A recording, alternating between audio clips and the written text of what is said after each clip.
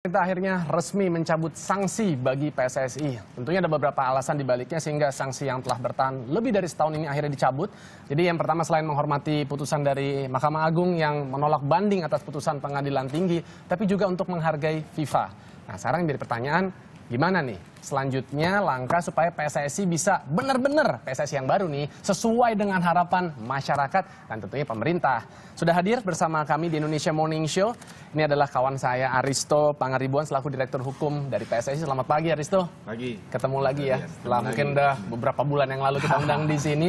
Dan juga Pak Cepi Wartono selaku anggota tim transisi ini juga sudah biasa hadir di Indonesia Morning Show. Selamat pagi Pak Cepi. Selamat pagi Adrian. Ini gimana nih? Artinya tugasnya tim transisi sudah selesai.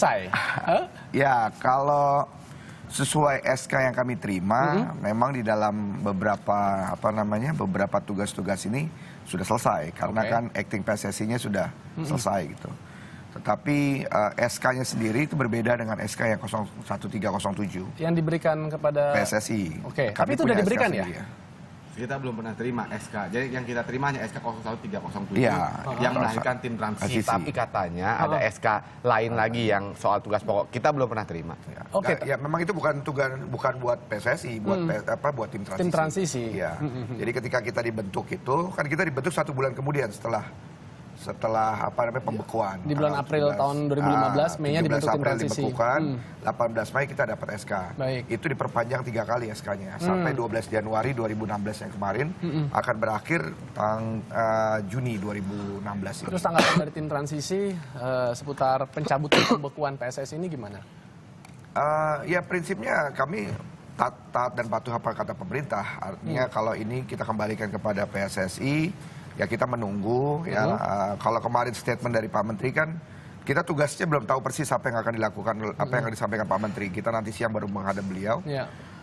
Tetapi yang bisa saya tangkap atau saya analisa dari apa yang disampaikan oleh Pak Menteri itu ya kami diminta melakukan pengawasan. Ini kan PSSI sudah sepakat untuk sama-sama melakukan reformasi. Ya kan? Nah, reformasi ini ada beberapa hal yang harus ditaati, terutama aturan-aturannya, gitu ya. Mas Aristo tahu lah, itu ada undang-undang ya yang berkaitan dengan dengan PSSI. Jadi ada undang-undang perseroan terbatas, ada undang-undang SKN 03 2005, undang-undang ketenagakerjaan, kemudian ada undang-undang keimigrasian berkaitan dengan pemain asing dan sebagainya. Nah, ini menurut saya menjadi domain pemerintah, ya, jadi domain pemerintah untuk melakukan pengawasan. Apakah ini berjalan sesuai dengan harapan pemerintah apa tidak? Jadi misalnya perjanjian klub dengan pemain begitu ya. Nah, ini dibayar enggak gitu loh. Ya kan? Sampai pemain nggak dibayar lagi gitu seperti yang pernah sebelumnya ya. Gitu loh. Nah, ini harus ada kejelasan. Kayak sekarang kan ISC berjalan atau TSC berjalan, tetapi saya dengar kontraknya belum selesai dengan pemain. Nah, ini jadi persoalan. Nah, itu mungkin tugasnya Mas Aristo nanti untuk mengingatkan kepada klub-klub gitu. ISC bukan PSSI itu. Artinya nanti setelah itu menjadi bagian dari PSSI, ya kan harus diinikan. Sekarang kalau langkah PSSI apa nih setelah pencabutan pembekuan? Gini, Mas Adrian, kita tentunya berterima kasih sekali ya bahwa akhirnya dicabut. Bahwa memang sudah sewajarnya untuk dicabut karena putusan Mahkamah Agung yang sudah berkekuatan hukum tetap memerintahkan untuk itu, dan kita juga apresiasi bahwa pemerintah, kemarin Pak Menteri kan konferensi persnya bilang menghargai putusan Mahkamah Agung dan juga FIFA. Nah, ini baiklah, semoga-moga ini menjadi momentum ya, momentum yang kita nantikan antara PSSI dan pemerintah bisa duduk sama-sama kan. Sekarang kita udah nggak beku lagi. Kalau kita mau bicara tata kelola sepak bola nasional, ayolah kita wujudkan sama-sama kerjasama yang produktif. Kalau kemarin itu kan destruktif, ya sama-sama bertarung di pengadilan, di media. Udahlah, itu bukan konsumsi masyarakat. Sekarang bagaimana balik lagi kita ke lapangan hijau. Udah selesai bertarung di meja hijaunya kemarin. Nah, kemudian mudah-mudahan Pak Menteri ini tulus ya mencabut SK ini, bukan masalah kalah dan menang untuk sepak bola Indonesia. Lalu kemudian juga soal tim transisi. Tim transisi ini kan lahir karena PSSI dibekukan. Acting PSSI kan kira-kira begitu. Betul. Tadi Pak Cepi bilang SK-nya berbeda. Tetapi kan logikanya SK tim transisi itu lahir, ya, saya belum pernah baca, tapi logika hukumnya pasti dalam diktum, ya, diktum pertimbangannya sebuah SK itu kan ada mempertimbangkan, memperhatikan, kemudian memutuskan, menetapkan, ya, itu pasti ada soal SK 01307. Nah, artinya soal pembukuan PSSI, karena PSSI beku, muncullah tim transisi. Saya takutnya kalau timnya Pak Cepi ini, mohon maaf nih Pak Cepi, masih aktif, nanti FIFA melihat bahwa loh kok ini masih ada lagi tim PSSI dalam tanda petik PSSI bayangan. Padahal kalau bicara soal reformasi yang tadi Pak Cepi bilang, sudah ada wadahnya. FIFA sudah membentuk yang namanya Komite Ad Hoc Reformasi. Di dalamnya banyak stakeholder termasuk pemerintah yang sampai hari ini belum mengirimkan wakilnya. Karena masalah pencabutan ini satu hal. Karena ini ada dua scope, ada dua domain. Pertama domain nasional, masalah pencabutan di tingkat nasional. Lalu pencabutan ini mesti dilaporkan ke FIFA. Betul. Istilahnya pemerintah kan melaporkan katanya. Pemerintah katanya mau melaporkan langsung. Ya, sebenarnya kita tuh tidak ditembuskan surat apapun dari pemerintah sampai detik ini. SK-nya pun kita memang bukan kewajiban SK-nya untuk memberikan ke kita, tapi sudah diumumkan di media massa. Tapi saya takutnya ini ada dua domain, satu domain nasional, satu domain internasional. Jadi ketika sudah dicabut di level nasional, dilaporkan ke FIFA. Kemudian FIFA secara resmi di kongresnya di Meksiko ini tanggal 12 Mei, ya, 12-13 Mei ini mensahkan lifting the suspension. Nah, mudah-mudahan kan ini yang terjadi. Nah, makanya saya mau bilang bahwa mudah-mudahan ini dengan niat tulus. Karena sebenarnya ada yang menarik. Kalau Mas Adrian perhatikan SK-nya ya, teman-teman wartawan punya di foto. SK-nya ini nomornya tuh berbeda. Jadi di atas nomornya 01370, di bawah nomornya 01307. Dan di SK-nya itu banyak typo. Saya ini membayangkan. Jadi Anda meragukan keabsahan SK tersebut? Loh, bukan saya meragukan, memang typo, memang kenyataannya seperti itu. Baik, kalau gitu kita konfirmasi langsung aja dari pihak Kemenpora. Karena sudah bergabung bersama kita Pak Gatot Dewa Broto selaku juru bicara dari Kemenpora. Selamat pagi Pak Gatot. Selamat pagi Pak Adrian. Assalamualaikum warahmatullahi wabarakatuh. Waalaikumsalam warahmatullahi wabarakatuh. Pak Gatot, mungkin sebelum ke pertanyaannya tadi Aristo mengenai SK yang dikatakan kok nomornya berbeda. Mungkin pengen tanya dulu langkah selanjutnya apa nih dari Kemenpora untuk bisa mengawal PSSI ke depan? Enggak, tipe per tipe dulu aja deh ya. Jadi memang kami akui, memang kemarin ada kesalahan ketik gitu. Saya kira bagi kami tidak prinsip sekali. Ini kebetulan saya ada di Bali gitu. Nah, saya nonton Net TV juga kok gitu. Nah, tapi poinnya adalah sudah kami perbaiki. Saya dapat info dari Jakarta gitu. Dan itu ada kesalahan ketik kecil, misalnya kata sepak bola kurang sudah diganti, kemudian nomor antara di atas dan di bawah keliru sudah diganti. Saya kira itu nggak ada masalah gitu. Kemudian yang kedua terkait dengan masalah sepak bola mau kemana, dibawa kemana, saya kira yang kita jadikan pegangan adalah apa yang disampaikan oleh Pak Presiden tanggal 15 April yang lalu pada saat beliau menerima ada Asprof, ada divisi utama, kemudian juga ada klub-klub profesional. Poinnya adalah beliau mengatakan harus ada reformasi total dan kemudian masalah PSSI harus selesai sebelum Kongres FIFA. Saya kira poin itu tinggal kita pinter-pinternya menerjemahkan apa yang menjadi arahan dari Pak Presiden kita. Baik, tapi kalau untuk tim transisi bagaimana nih Pak Gatot? Kira masih dipertahankankah perannya atau bagaimana nih solusinya? Ya, saya kira kami juga sudah clear karena saya sendiri juga bagian dari tim transisi, saya sekretaris tim transisi gitu. Dan karena keberadaan tim transisi itu ada karena ada SK pembekuan. Jadi SK pembekuan itu salah satu itu yang ditandatangani oleh Pak Menteri tanggal 17 April menyebutkan adanya keberadaan tim transisi sebagai acting karena PSSI dibekukan biasanya. Nah, kemudian tim transisi memang ada SK-nya tersendiri, tetapi itu menginduk kepada SK pembekuan itu sendiri. Dan tanggal 18 April yang lalu, kami juga sudah ketemu teman-teman kami, yaitu tim transisi, gitu, apa sih yang harus dilakukan, menyikapi arahan dari Pak Presiden, gitu. Waktu itu ada Bopi, ada tim transisi. Dalam arti waktu itu kami sudah menyampaikan kepada teman-teman, once itu, if suatu saat itu dicabut, pembekuannya, kita harus siap-siap untuk berarti sudah off di antara kita. Karena tadi keberadaan SK-nya tim transisi itu juga mengacu kepada yang saya sebut tadi SK per tanggal 17 April itu sendiri. Karena tapi anyway tim transisi terutama Pak Pak Cepi dan teman-teman itu sudah luar biasa kerjanya gitu, dan itu tidak boleh dinaifkan gitu saja gitu. Oke. Baik Pak Gatot, saya mungkin coba tanya ke Pak Cepi lagi. Kalau dari Pak Cepi selaku perwakilan dari tim transisi, apa nih kira-kira harapannya setelah pembukuan ini dicabut? Ya, kita sebenarnya kan gini, kita punya roadmap ya. Nanti kami berharap roadmap yang sudah diberikan kepada Pak Menteri disampaikan kepada PSSI ya. Kemudian inilah kita menjadi pegangan kita semua lah. Menjadi kepegangan kita semua, menjadi rujukan kita semua. Baik. Yuk kita sama bawa sepak bola ini ke depan seperti apa. Target-targetnya seperti apa begitu. Nah, dengan begitu kita berharap PSSI juga untuk menegakkan regulasi-regulasi yang ada, aturan dan undang-undang yang terkait, gitu ya, undang-undang tadi yang terkait, dan kemudian AFC dan FIFA regulasi. Nah, ini kan tadi disampaikan oleh Mas Aristo kan disampaikan bahwa FIFA menginginkan satu reformasi, ya. Nah, kita melihat bagaimana PSSI ini ingin menjalankan benar-benar sungguh-sungguh reformasi total, ya kan. Kemudian ada keinginan dari klub-klub yang ingin KLB begitu ya. Kalau nggak salah tanggal 1 Juni ada kongres. Ya, saya nggak tahu apakah itu kemudian berubah menjadi KLB. Ya, tapi itu domain PSSI lah. Saya tidak mau mencampuri pekerjaan PSSI. Tapi saya berharap bahwa ke depan setelah kongres itu PSSI start dengan keinginannya untuk menegakkan seluruh aturannya. Ini penting gitu loh. Karena kalau tidak ya hanya lip service saja keinginan PSSI untuk benar-benar mereformasi. Karena saya dengar kan ada kelompok 85. Jadi sepertinya secara quorum ini sudah bisa ya untuk mengadakan KLB ini. Tapi di luar dari yang itu, ini kalau tidak salah kan juga ada permasalahan nih dengan 7 klub ini.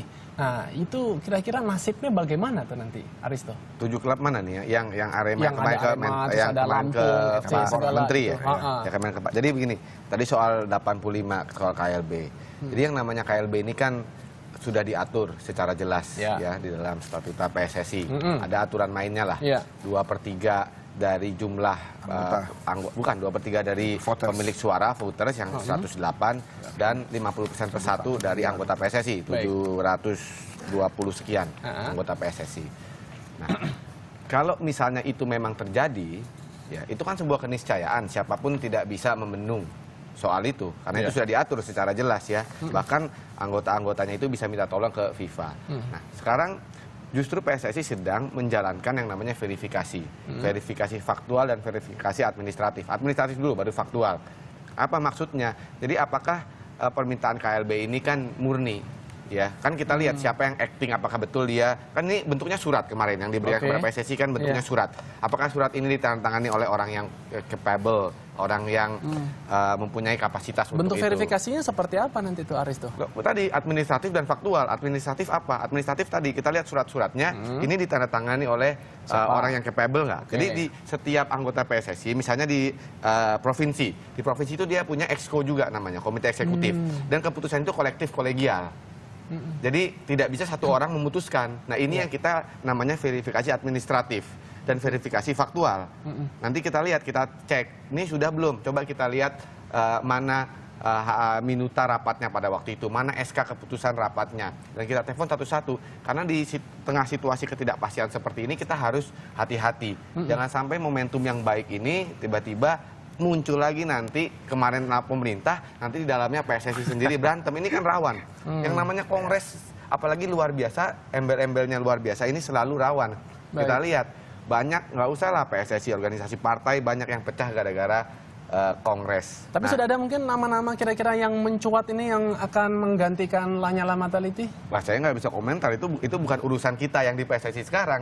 Kita ini sekarang PSSI yang bekerja atas dasar hasil Kongres KLB 18 April 2015 yang ketua umumnya Pak Nyala. Jadi urusan ketua umum bukan urusan kita. Belum tentu Kongres KLB-nya pun jadi, tapi yang pasti kan PSSI akan melakukan kewajiban Kongres tahunan. Ya, Kongres tahunan nanti ada di Balikpapan, tadi Pak Cepi udah bilang. Baik, mungkin tapi satu lagi sebenarnya, saya sebenarnya lega juga tadi Pak Gatot soal tim transisi ya. Jadi Pak Gatot pemikirannya sama seperti saya, ketika PSSI-nya sudah aktif kembali maka ini off.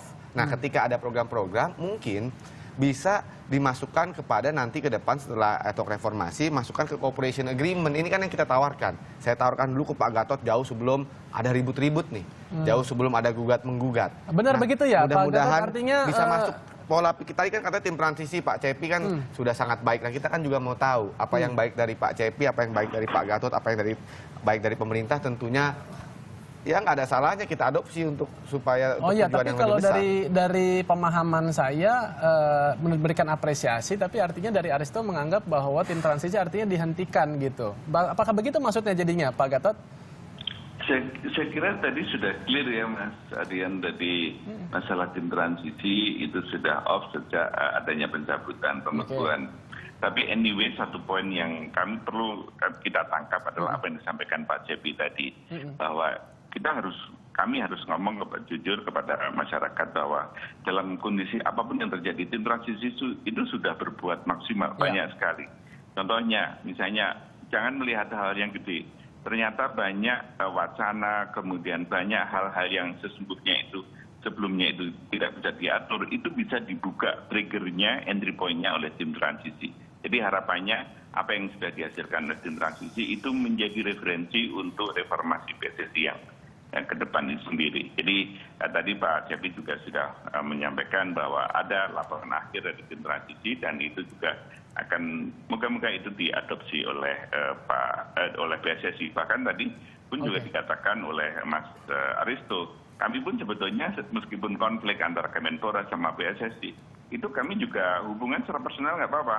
Misalnya saya pernah suatu saat minta kepada Mas Aristo, tolong dong kami kirimin agreement yang Anda pernah kemukakan. Saya baca memang fine, tapi memang harus dibicarakan bersama. Karena kalau hanya sepihak kan nggak lucu. Yang namanya sebuah perjanjian kan harus dibahas bersama-sama. Kemudian yang kedua, yang poin yang kami kemukakan adalah bahwasanya tentang meskipun Mas Adrian tidak tanya tentang KLB, itu lagi-lagi itu adalah haknya vote para pemilih voter itu sendiri. Karena coba kita lihat kembali kepada SK pencabutan pembekuan, sama sekali tidak menyebut-nyebut tentang KLB. Karena kalau enggak seakan-akan kayak iklan, kondisi berlaku, kondisi syarat yang harus dipatuhi gitu. Oke, baik. Terima kasih banyak Pak Gatot. Mungkin terakhir saya berikan kesempatan untuk Pak Cepi lagi. Jadi perubahan terdekat yang paling diharapkan oleh Pak Cepi ini, karena sudah tadi kan bekerja cukup lama nih, kurang lebih hampir 1 tahun ini, apa? Menurut saya yang perlu dilakukan oleh PSSI adalah kasus TSC ya. ISC ini kompetisi yang katanya berjalan ya. Kami mohon supaya PSSI segera memverifikasi soal ini. Ya, kemudian apakah ini benar-benar sesuai standar aturan? Kalau menurut versi kami ini enggak. Tapi saya tidak tahu ya apa PSSI akan merubah ini menjadi ISL seperti yang kemarin atau tidak. Tapi saya berharap ini harus secepatnya dilakukan verifikasi. Jangan sampai terlalu lama. Karena ini udah hampir 2-3 minggu, saya dengar banyak pemain yang belum menandatangani kontrak. Ya, saya khawatir ini tidak dibayar gitu kan. Kemudian dana sponsor juga nggak turun sesuai dengan harapan. Nanti jadi persoalan baru lagi begitu. Jangan sampai ini melukai keinginan reformasi total oleh PSSI. Jadi kita juga mengharapkan niat baik PSSI untuk mereformasi ini dimulai dari sini, Mas Aristo. Ini hal yang sangat sepele lah, sangat kecil gitu ya. Tetapi menurut saya itikat ini kita tunggu gitu. Baik, tanggapan terakhir sedikit saja dari PSSI. Tentunya terima kasih ke Mas Cepi selama ini atas koreksinya dari tim transisi baik yang kemarin-kemarin maupun sekarang. Tapi ya seperti Mas Cepi tahu, ISC ini kan bukan gaweannya PSSI. Dan mudah-mudahan nanti ISL ke depan kita bisa mengabsorb apa yang menjadi concern dari Mas Cepi. Yang kedua tadi tadi Pak Gatot soal typo tadi, ini bukan saya mencari-cari kesalahan. Tapi kalau misalnya typo nomor, ini yang saya takut objeknya nanti ada berbeda kalau typo nomor. Jadi saya bukan, sekali lagi Pak Gatot, saya dan Pak Gatot juga sering kontak-kontakan. Ini saya bukan mencari-cari kesalahan di tengah momentum yang baik ini, tapi saya hanya klarifikasi. Dan tadi Mas Adrian bilang clear, kalau sudah clear saya pun juga lega. Takutnya jangan-jangan nanti kalau nomornya beda, oh enggak, nomornya salah. Ini kan takutnya diplesetkan takutnya, tapi ternyata kalau itu memang kesalahan typo ya itu tentunya bisa diperbaiki gampang. Nah yang terakhir, tentunya kita harapkan momentum yang baik ini udahlah diselesaikan lah ya, kita nggak usah berantem lagi di pengadilan, di media. Sekarang kita fokuslah ke event-event ke depan nih, ada AFF. Kita udah ketinggalan Piala Dunia, Piala Asia udah ketinggalan. Kita lihat yang di depan lah yang nyata. Semoga nanti yang diundang ngobrol-ngobrol sama Mas Adrian bukan pengurus PSSI-nya, tapi pemain bolanya paling nggak pelatihnya. Gitu loh. Iya dong. Bicara soal medali, soal piala. Bosan lihat Aristem lulu gitu ya?